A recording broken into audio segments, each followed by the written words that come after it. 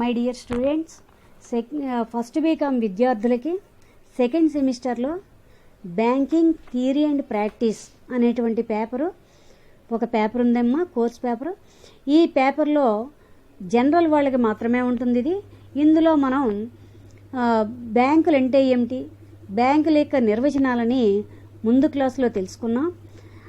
అయితే ఇందులో బ్యాంక్ అంటే ఏమిటి, బ్యాంకు చేసేటువంటి సేవలు లేదా విధులు ఏ విధంగా ఉంటాయి అనేటువంటిది తెలుసుకుందాం. అయితే బ్యాంకులు అంటే ఆర్థిక సంస్థలు. బ్యాంకులు అనేటువంటివి ఆర్థిక సంస్థలు.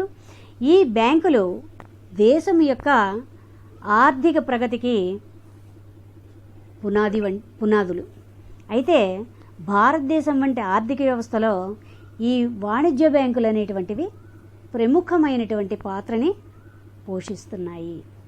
కాబట్టి అటు వర్తకం, ఇటు వాణిజ్యం, పరిశ్రమలు అభివృద్ధికి ఈ బ్యాంకులు ఎంతగానో ఉపయోగపడుతున్నాయి.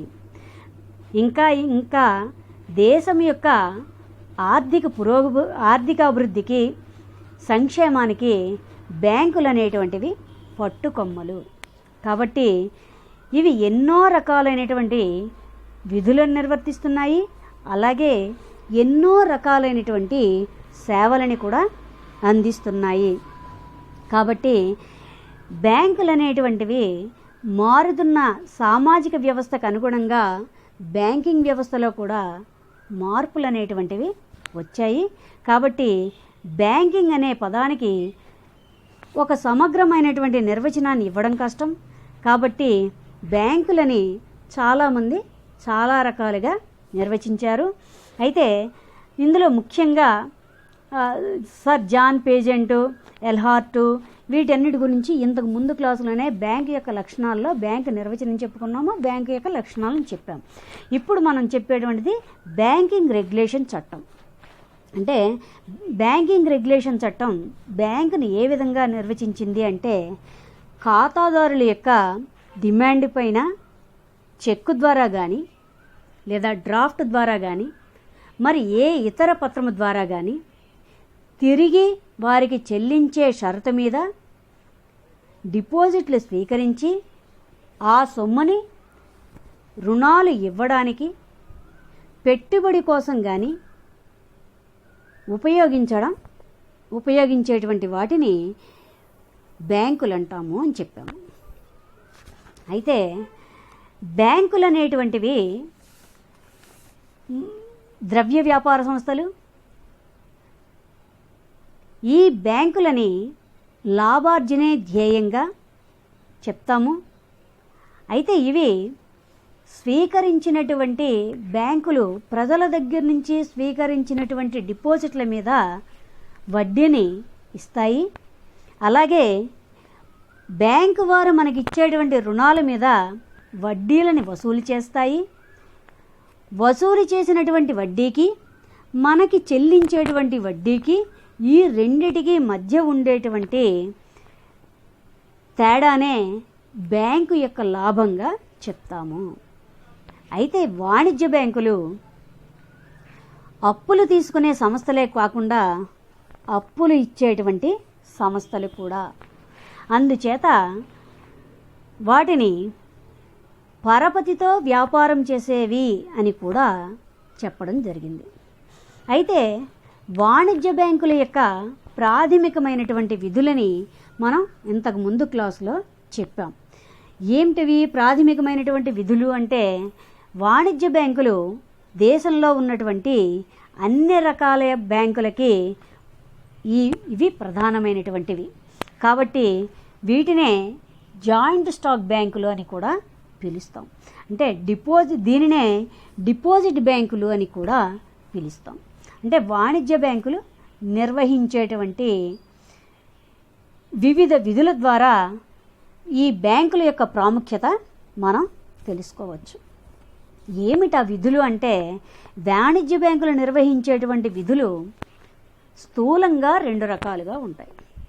అవి ఒకటి ప్రాథమిక విధులు, రెండు అనుషంగిక విధులు. ఒకటి ప్రాథమిక విధులు, రెండు అనుషంగిక విధులు. కాబట్టి ఈ ప్రాథమిక విధులు ఏమిటి అంటే డిపాజిట్లను స్వీకరించడం, అవసరమైన వాళ్ళకి రుణాలు ఇవ్వడం, ద్రవ్యాన్ని సృష్టించడం అనేటువంటిది బ్యాంకుల యొక్క ప్రాథమికమైనటువంటి విధులు. ఈ ప్రాథమిక విధుల గురించి మనం ఇంతకు ముందు క్లాసులో చర్చించడం అనేటువంటిది జరిగింది. అయితే మళ్ళీ ఒకసారి చూద్దాం. ఏమిటి అంటే ప్రాథమిక విధుల్లో మనం ఏమని చెప్పాము? ప్రజల దగ్గర నుంచి డిపాజిట్లను స్వీకరిస్తాయి. ఈ డిపాజిట్లని మళ్ళా రెండు రకాలుగా స్వీకరిస్తాయి. ఏమిటా రెండు రకాలు అంటే ఒకటి డిమాండ్ డిపాజిట్లు, రెండు కరెంటు డిపాజిట్లు. మళ్ళా డిమాండ్ డిపాజిట్లని రెండు రకాలుగా వర్గీకరించాయి. డిమాండ్ డిపాజిట్లని రెండు రకాలుగా వర్గీకరించాయి. ఒకటి సేవింగ్ డిపాజిట్లు, రెండు రికరింగ్ డిపాజిట్లు. లేదా సేవింగ్ డిపాజిట్లు, టైం డిపాజిట్లు అనేటువంటి దానిని వివరించాము. అయితే టైం డిపాజిట్లని మళ్ళా రెండు రకాలుగా విభజించారు. ఒకటి ఫిక్స్డ్ డిపాజిట్లు, రెండు రికరింగ్ డిపాజిట్లు. ఫిక్స్డ్ డిపాజిట్లు, ఇక్కడ కరెంట్ డిపాజిట్లు అంటే ఏమని చెప్తున్నాము అంటే ఇవి అడిగిన వెంటనే చెల్లించడానికి స్వీకరించినటువంటి డిపాజిట్లని కరెంటు డిపాజిట్లు అంటాము. ఈ డిపాజిట్లలో ఉండేటువంటి సొమ్ముని ఎప్పుడైనా ఖాతాదారులు చెక్కు ద్వారానైనా మరి ఏ రకంగానైనా తీసుకోవచ్చు. బ్యాంకు వారు ఎటువంటి ఆంక్షల్ని కూడా పెట్టరు. అందువల్ల వీటిని కరెంటు డిపాజిట్లు అన్నాము. అదేవిధంగా ఈ డిపాజిట్లపై బ్యాంకు వాళ్ళు ఎటువంటి వడ్డీని కూడా చెల్లించరు. అయితే ఒకవేళ చెల్లించిన స్వల్పంగా చెల్లించవలసి ఉంటుంది. ఈ డిపాజిట్లు ఎక్కువగా ఎక్కడ ఉపయోగిస్తున్నారు అంటే జపాన్, బ్రిటన్, అమెరికా దేశాల్లో ఎక్కువగా కరెంటు డిపాజిట్లే ఉంటాయి. ఇంకా రెండవది సేవింగ్ డిపాజిట్లు. ఈ సేవింగ్ డిపాజిట్లు అనేటువంటివి ప్రజలలో పొదుపు అలవాట్లని పెంపొందించడం కోసం ఈ డిపాజిట్లని ప్రవేశపెట్టడం అనేటువంటిది జరిగింది. ఇది వృత్తిదారులకు, ఉద్యోగస్తులకు, చిన్న చిన్న వ్యాపారస్తులకు, తక్కువ రాబడి గల వ్యక్తులకి ఈ డిపాజిట్లు చాలా ఉపయోగకరంగా ఉంటాయి. ఇందులో చిన్న చిన్న మొత్తాల్లో ఎప్పుడైనా డబ్బుల్ని డిపాజిట్ చేసుకోవచ్చు. అయితే తిరిగి తీసుకునేటప్పుడు కొన్ని ఆంక్షలైతే ఉంటాయి. కాబట్టి అంటే మనకి ఒక వారంలో కొంత గరిష్ట మొత్తాన్ని మాత్రమే తీసుకోవాలి, అంతకు మించి తీసుకోకూడదు. అలాగే ఈ డిపాజిట్లపై బ్యాంకు వాళ్ళు ఇచ్చేటువంటి వడ్డీ 5% ఉండొచ్చు, లేదా అంతకన్నా తక్కువ కూడా ఉండొచ్చు. కాబట్టి అందువల్ల వీటిని సేవింగ్ ఖాతాలు అన్నాము. ఈ ఖాతాలు ప్రజలకి, బ్యాంకులకి కూడా, దేశానికి కూడా ఎంతో ఉపయోగపడుతున్నాయి. అయితే ఈ సేవింగ్ డిపాజిట్లు రెండు రకాలు ఉన్నాయి. ఒకటి చెక్కు ద్వారా తీసుకోవడం, రెండు చెక్కు ఫెసిలిటీ లేనటువంటి డిపాజిట్లు. చెక్కు ఫెసిలిటీ ఉన్నటువంటి డిపాజిట్లు, చెక్కు ఫెసిలిటీ లేనటువంటి డిపాజిట్లు అని చెప్పాము. ఇంకా ఏం చెప్తున్నాము? టైం డిపాజిట్లు. టైం డిపాజిట్లు అంటే ఒక నిర్ణీత కాలానికి బ్యాంకులో డిపాజిట్ చేసి ఆ నిర్ణీత కాలం ముగిసిన తర్వాత తీసుకునేటువంటి వాటిని టైం డిపాజిట్లు అని చెప్తాము. ఈ టైం డిపాజిట్లని తిరిగి రెండు రకాలుగా విభజన చేశారు. అవి ఒకటి ఫిక్స్డ్ డిపాజిట్లు, రెండు రికరింగ్ డిపాజిట్లు. ఫిక్స్డ్ డిపాజిట్లనే టర్మ్ డిపాజిట్లని, టైం డిపాజిట్లని అంటాము. ఇవి నిర్ణీత కాలం ముగిసిన వెంటనే తిరిగి వీటిని చెల్లిస్తారు. అయితే ఈ డిపాజిటర్లపై డిపాజిటరు ఇష్టంపై 3 నెలలు లేదా 6 నెలలు లేదా 1 సంవత్సర కాలానికి కూడా దీన్ని వేసుకోవచ్చు. ఈ డిపాజిట్ల నుంచి నిర్ణీత కాలం ముగిసిన తర్వాత తీసుకోవచ్చు. అయితే ఈ డిపాజిట్లని సెక్యూరిటీగా పెట్టి ఖాతాదారుడు రుణాన్ని కూడా తీసుకోవచ్చు.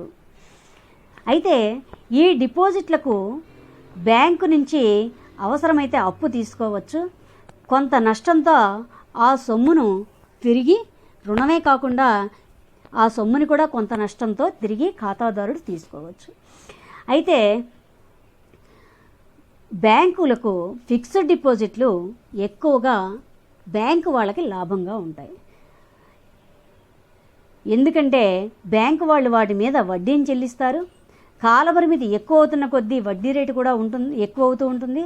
ఫిక్స్డ్ డిపాజిట్ల మీద సంవత్సరానికి 10% వడ్డీ ఇస్తే 3 సంవత్సరాలకి 15% వడ్డీని ఇవ్వచ్చు. ఇవి కాలానుగుణంగా ఈ వడ్డీ రేట్లు రిజర్వ్ బ్యాంకు యొక్క అనుమతితోటి మారిపోతూ ఉంటాయి. ఈ వడ్డీలను పొందాలనుకునే వాళ్ళు ఈ డిపాజిట్లలో దాచుకుంటారు బ్యాంకుల్లో. ఇంకా రికరింగ్ డిపాజిట్లు, దీనినే ఆర్డీలు అంటాము. అంటే తక్కువ ఆదాయాన్ని పొందేవాళ్ళు చిన్న చిన్న మొత్తాల్లో పొదుపు చేసుకోవడానికి ఈ డిపాజిట్లు ఉపయోగపడతాయి. అయితే ఈ డిపాజిట్లలో కొంతకాల వ్యవధిలో, అంటే ప్రతీ నెల ఈ వారం ఈ రోజు ఈ తేదీలో కానీ ప్రతి వారం ఈ తేదీలో కానీ మనం ఎంత కాలానికి ఎంత మొత్తం కట్టాలనుకుంటున్నామో అంత మొత్తాన్ని అందులో కడుతూ ఉండాలి. అయితే నిర్ణీత కాలం పూర్తవగానే వడ్డీతో సహా మొత్తం ఎంత సొమ్ము అయితే మనకు వస్తుందో అంత సొమ్ముని డిపాజిట్దారుడు మనకి చెల్లిస్తాడు. ఈ డిపాజిట్లపై చెల్లించేటువంటి వడ్డీ రేటు సేవింగ్ డిపాజిట్లలో ఎక్కువగా ఉంటుంది. సేవింగ్ డిపాజిట్ల కంటే దీని మీద ఎక్కువగా ఉంటుంది. అయితే ఈ పై 4 రకాలైనటువంటి విధులే కాకుండా ప్రజల నుంచి డిపాజిట్లను ఆకర్షించడానికి బ్యాంకులు వివిధ రకాలైనటువంటి పథకాలను కూడా ప్రవేశపెట్టాయి. అవే కిడ్డీ బ్యాంకులు, గృహలక్ష్మి డిపాజిట్లు, ఇలా రకరకాలుగా బ్యాంకులు ప్రవేశపెట్టడం అనేటువంటిది జరిగింది. వీటితో పాటు బ్యాంకులు ఇంకా ఏం సౌకర్యాలను కలగజేస్తున్నాయి అంటే ప్రాథమిక విధుల్లో ఇంకా ఏం సౌకర్యాలను కలగజేస్తున్నాయి అంటే రుణాలని, అడ్వాన్సులని కూడా ఇస్తాయి. ఈ రుణాలు, అడ్వాన్సులు అనేటువంటివి ప్రజలకి వివిధ రూపాలలో రుణాలని జారీ చేయడం లేదా మంజూరు చేయడం అనేటువంటిది బ్యాంకు యొక్క మరొక విధమైనటువంటి ప్రాథమికమైనటువంటి విధి. అంటే ప్రజల నుంచి డిపాజిట్ల రూపంలో సేకరించినటువంటి సొమ్ముని అటు పారిశ్రామిక సంస్థలకి, ఇటు వ్యవసాయ రంగానికి, చిన్న చిన్న సంస్థలకి రుణాలుగా, అడ్వాన్సులుగా బ్యాంకు వారు మంజూరు ఇస్తారు. వీరు ఏం చేసుకోవడానికి ఇస్తారు అంటే బియ్యాలు కొనుక్కోవచ్చు, గోధుమలు, పత్తి, నూనె గింజలు, ఇలా గవర్నమెంట్ బాండ్లు మొదలైన వాటిని హామీగా ఉంచుకొని రుణాలను కూడా బ్యాంకు వారు మంజూరు చేస్తారు. అయితే ఈ బ్యాంకులు అప్పులు ఇచ్చేవారికి, తీసుకునేవారికి మధ్యవర్తిగా ఉంటారు. అప్పు ఇచ్చేవారికి అంటే మనం బ్యాంకులో డిపాజిట్ చేయడం, అప్పు తీసుకునేవారు అంటే మనం ఖాతాదారులకి రుణాలు ఇవ్వడం. వీళ్ళిద్దరికీ మధ్య ఎవరు ఉంటారు అంటే బ్యాంక్ అనేటువంటి సంస్థ ఉంటుంది. కాబట్టి బ్యాంకులు మంజూరు చేసేటువంటి రుణాలు లేదా పరపతి సౌకర్యాలు అనేటువంటివి అనేక రూపాల్లో ఉంటాయి. అవి 1 ప్రత్యక్ష రుణాలు, 2 ఓవర్ డ్రాఫ్ట్లు, 3 క్యాష్ క్రెడిట్లు. 3 రకాలైనటువంటి రుణాలని బ్యాంకులు ఇస్తాయి. 1 ప్రత్యక్ష రుణాలు, 2 ఓవర్ డ్రాఫ్ట్లు, క్యాష్ క్రెడిట్లు. ఇంకా ఏం చేస్తున్నాయి, బిల్లుల్ని కూడా డిస్కౌంట్ చేసుకుంటాయి. ప్రత్యక్ష రుణాలు అంటే సెక్యూరిటీల మీద బంగారం, వెండి, ఇతర స్థిరాస్తులు, చరాస్తుల మీద తాకట్టు బ్యాంకులో పెట్టుకుని రుణాలు తీసుకుంటారు. కొన్ని సమయాల్లో పర్సనల్ హామీ మీద కూడా రుణాలని ఇస్తారు. అయితే వీటి మీద బ్యాంకు ఇచ్చేటువంటి వడ్డీ కన్నా వీటి మీద ఎక్కువ వడ్డీ ఉంటుంది. అయితే ఈ రుణాలని, ఈ ప్రత్యక్ష రుణాలని స్వల్పకాలానికి మాత్రమే ఇస్తారు. కాబట్టి బ్యాంకుల యొక్క ఆదాయము ఈ రుణాలు, అడ్వాన్సుల మీదే బ్యాంకులకి ఆదాయం వస్తుంది. కాబట్టి బ్యాంకు వారు ఎంత ఎక్కువగా రుణాలు మంజూరు చేస్తే అంత ఎక్కువ బ్యాంకుకు లాభాలు వస్తాయి. ఇది ప్రత్యక్ష రుణాలు. ఇంకా పరోక్ష రుణాలు, ఓవర్ డ్రాఫ్ట్లు అంటే ఏమిటి? ఓవర్ డ్రాఫ్ట్లు అంటే బ్యాంకులు పెట్టుబడిదారులకు కానీ వ్యాపారస్తులకు కానీ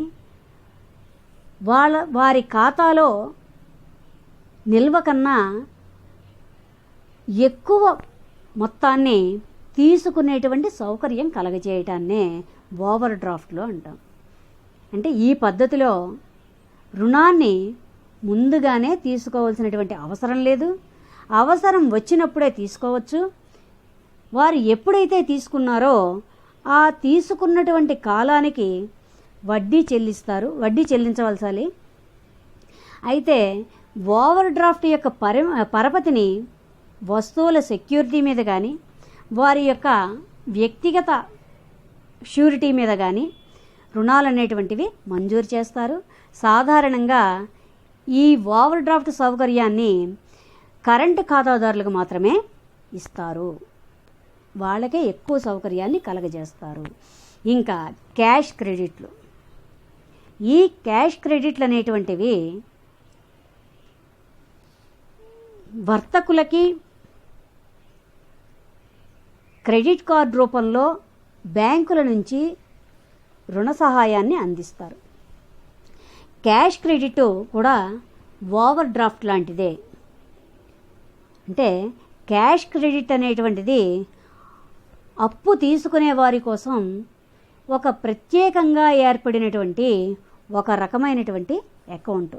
కాబట్టి ఈ ఖాతాదారుడి పేరు మీద ఒక ఖాతాని తెరిచి అందులో వాళ్ళు ఖాతాదారుడికి ఎంత సొమ్ము అయితే కావాలో అంత సొమ్ముని క్రెడిట్ చేసి ఆ క్రెడిట్ చేసినటువంటి మొత్తాన్ని ఖాతాదారుడు తీసుకుంటాడు. అయితే ఆ సొమ్ముని ఒక్కసారే తీసుకోవాలనేటువంటి అవసరం లేదు, తనకి అవసరం వచ్చినప్పుడల్లా దాన్ని తీసుకోవచ్చు. వాస్తవంగా వాడు తీసుకున్నటువంటి ఏ కాలానికైతే తీసుకున్నాడో, ఎంత మొత్తం అయితే తీసుకున్నాడో ఆ మొత్తానికే బ్యాంకు వారు వడ్డీ అనేటువంటిది విధిస్తారు. అయితే కొన్ని సందర్భాల్లో ఒకేసారి తీసుకోరు, కొన్ని సందర్భాల్లో వాళ్ళకు అవసరమైనటువంటిప్పుడు మాత్రమే వీటిని తీసుకుంటారు. కాబట్టి క్యాష్ క్రెడిట్ పద్ధతి అనేటువంటిది అప్పుకు ఖాతాదారులకు బాండ్ అనేటువంటిది ఏమి వ్రాయక్కర్లేదు, సెక్యూరిటీని హామీగా చూపించాలి. మన భారతదేశంలో ఈ క్యాష్ క్రెడిట్ అనేటువంటిది ఎక్కువగా అమలులో ఉంది. ఇంకా బిల్లులు, బ్యాంకులో బిల్లుని డిస్కౌంట్ చేసుకోవడం మనం అకౌంటింగ్లో బిల్లుల్లో చదువుకుంటూ ఉంటాం. బిల్లుని బ్యాంకులో డిస్కౌంట్ చేసినందున అని. అంటే బ్యాంకు వారు వ్యాపారపు బిల్లుల్ని డిస్కౌంట్ చేసుకుంటూ ఉంటారు. అంటే వ్యాపారస్తులు తమకు రావాల్సినటువంటి సొమ్ములకి వర్తకపు బిల్లులు అనేటువంటివి రాయించుకుంటూ ఉంటారు. ఆ బిల్లుల్ని బ్యాంకులలో పెట్టి సొమ్ముని తీసుకుంటూ ఉంటారు. ఇలాంటి వాటి మీద వడ్డీ క్రింద కొంత మొత్తాన్ని మినహాయించుకుంటారు, దాన్నే డిస్కౌంట్ అంటాము. ఆ మిగిలిన సొమ్ముని వ్యాపారస్తులకి చెల్లిస్తారు, దానినే వర్తకపు బిల్లులు అని కూడా అంటాం. ఈ వర్తకపు బిల్లుల్ని డిస్కౌంట్ చేయడం ద్వారా బ్యాంకు వారు ఖాతాదారులకి రుణాలని ఇస్తారు. ఇవి బ్యాంకులకి లాభము, ఎందుకంటే కొంత డిస్కౌంట్ని తీసుకుంటారు. ఇవే కాకుండా స్వల్పకాలానికి కూడా రుణాలు ఇస్తారు, దానినే షార్ట్ టర్మ్ అడ్వాన్సెస్ అంటాము. ఇవి 7 రోజుల కాలానికి, కాల్ మనీ మార్కెట్స్ అని కూడా పిలుస్తాము ఈ రుణాలు చెల్లించేటువంటి వాటిని. ఇవి సాధారణంగా ఎక్కువగా స్టాక్ ఎక్స్చేంజ్లో ఉండేటువంటి బ్రోకర్లకు, డీలర్లకు ఉపయోగపడుతూ ఉంటాయి. వాణిజ్య బ్యాంకులకు అవసరమైనప్పుడు ఇటువంటి అప్పులు ఇస్తూ ఉంటారు. ఇంకా టర్మ్ డిపాజిట్లు, టర్మ్ రుణాలు. ఈ టర్మ్ రుణాలు అంటే బ్యాంకులు స్థిర చర ఆస్తులను అదనపు భద్రతగా వ్యాపారస్తులకి, పారిశ్రామికవేత్తలకి, వ్యవసాయదారులకి కాలపరిమితి రుణాలు ఇస్తారు. టర్మ్ డిపాజిట్లు అంటే కాలపరిమితి గల రుణాలు. అంటే వీటి యొక్క కాలము 1 సంవత్సరం నుంచి 10 సంవత్సరాల కాల వ్యవధి ఉండొచ్చు. 1 కంటే ఎక్కువ బ్యాంకులు కలిసి ఇచ్చినట్లయితే వాటిని కన్సార్టియల్ రుణాలు అని కూడా పిలుస్తారు. ఇవే కాకుండా బ్యాంకులు ద్రవ్యాన్ని కూడా సృష్టిస్తాయి. అంటే బ్యాంకులు ద్రవ్యాన్ని ఏ విధంగా సృష్టిస్తాయి అంటే డిపాజిట్లని ద్రవ్యంగా పరిగణించి ఈ డిపాజిట్ల నగదులాగా ఉపయోగించి వస్తు సేవలను కొనుక్కోవడానికి, అప్పులు చెల్లించడానికి ఈ డిపాజిట్లను బ్యాంకు వాళ్ళు ఉపయోగిస్తారు. అయితే బ్యాంకు ఖాతాదారులకు రుణం మంజూరు చేసే రుణాలను ఇచ్చేటప్పుడు నగదు అనేటువంటిది చెల్లించదు. అతని ఖాతాకి ఈ రుణం యొక్క సొమ్ము మొత్తాన్ని జమ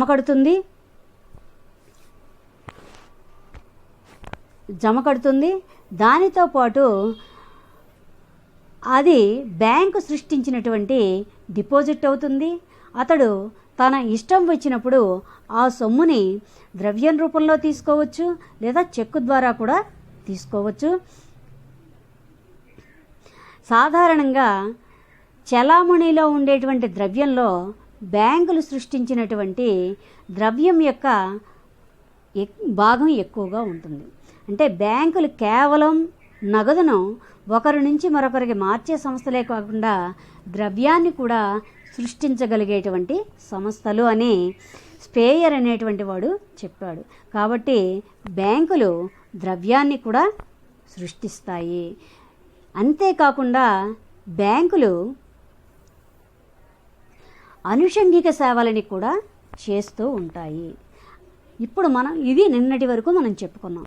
ఇప్పుడు మనం చెప్పుకోవాల్సినటువంటి క్లాస్ ఏమిటి అంటే అనుషంగిక విధులు లేదా సేవలు. వీటినే సబ్సిడరీ సర్వీసెస్ అని పిలుస్తాం. అయితే ఖాతాదారుల నుంచి స్వీకరించినటువంటి డిపాజిట్లని తన యొక్క వస్తువుల్ని ఉత్పత్తి చేసుకోవడానికి ఉత్పాదక కార్యకలాపాలకు అంటాము రుణాలని ఇస్తూ ఉంటాయి.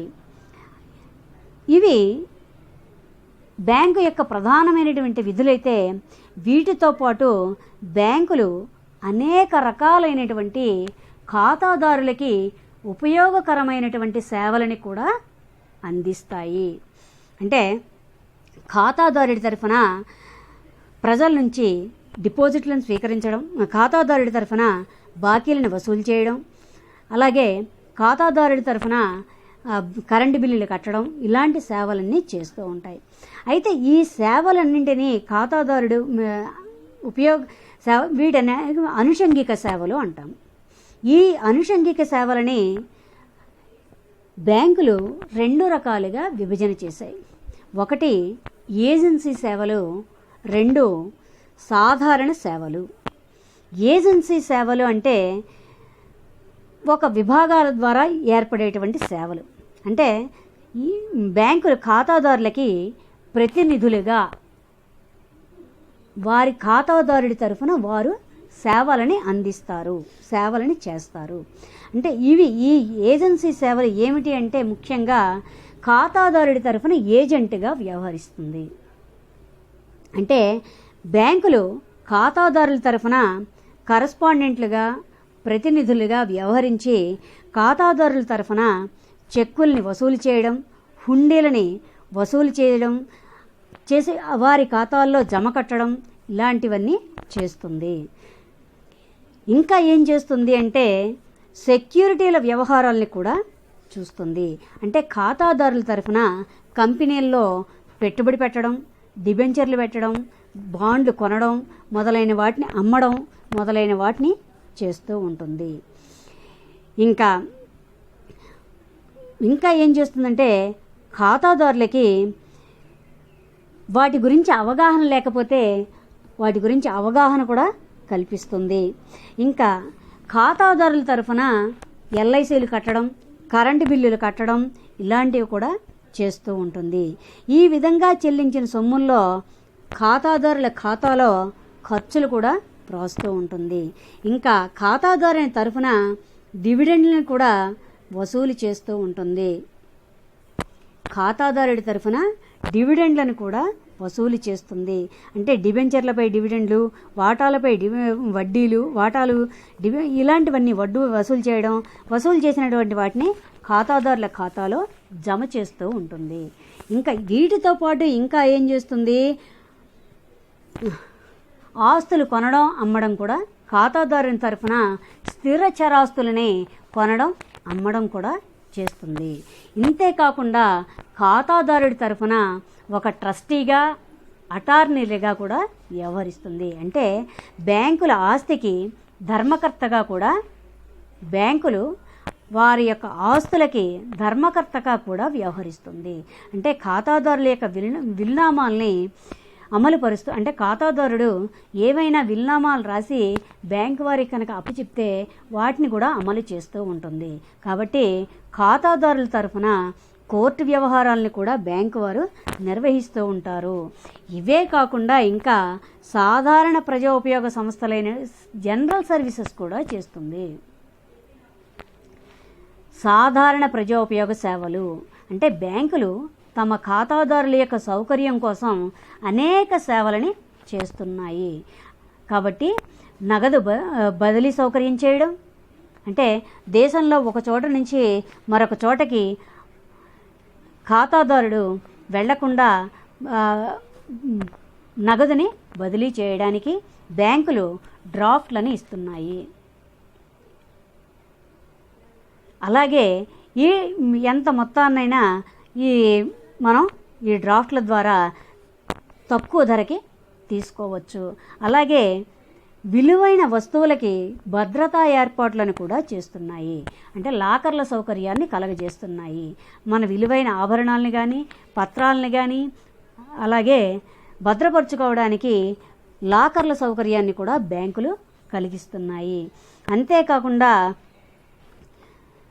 పరపతి లేఖలను కూడా జారీ చేస్తున్నాయి. అంటే ఖాతాదారులకి అరువుపై వస్తువులని దిగుమతి చేసుకునే సౌకర్యాన్ని కూడా కలగజేస్తున్నాయి. ఇంకా ఏం చేస్తున్నాయి, ప్రయాణికుల యొక్క చెక్కులు, ట్రావెలర్ చెక్స్ను కూడా ఇస్తున్నాయి. ప్రయాణాల్లో పెద్ద మొత్తాల్లో నగదును తీసుకువెళ్ళవలసినటువంటి అవసరం ఉండకుండా ప్రయాణికులకు చెక్కుల్ని కూడా జారీ చేస్తున్నాయి. అంతేకాకుండా వ్యాపార సమాచారాన్ని కూడా అందజేస్తున్నాయి. అంటే వర్తకులు, వాణిజ్య వ్యాపార వనరులకి సంబంధించినటువంటి సమాచారాన్ని గణాంక వివరాల ద్వారా సేకరించి ఖాతాదారులకి అందజేస్తున్నారు.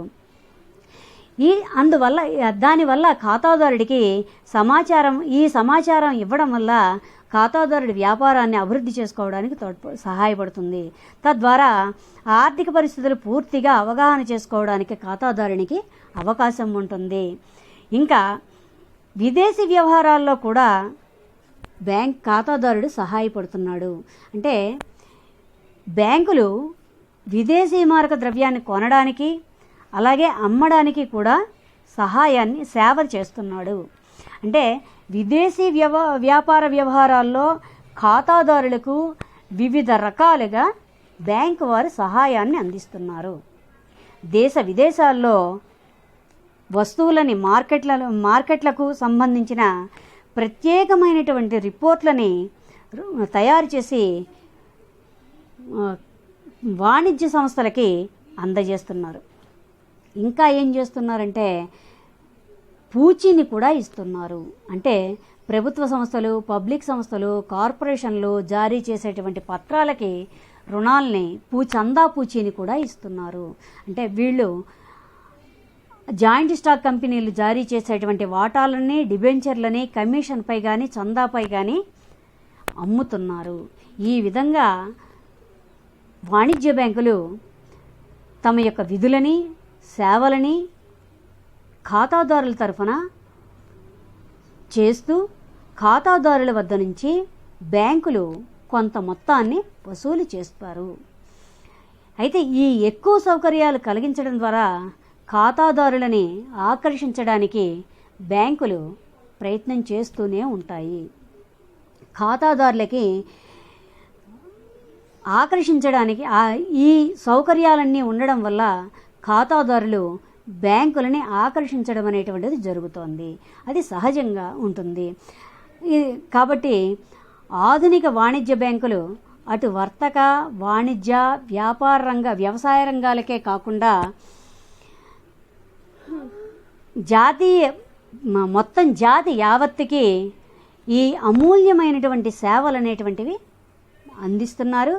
బ్యాంకరు ప్రపంచ ఆర్థిక వ్యవస్థకును నిర్ణయించగల ఒక బలమైనటువంటి శక్తి. కాబట్టి వాణిజ్య బ్యాంకులు ఈ సేవలని అందిస్తున్నాయి.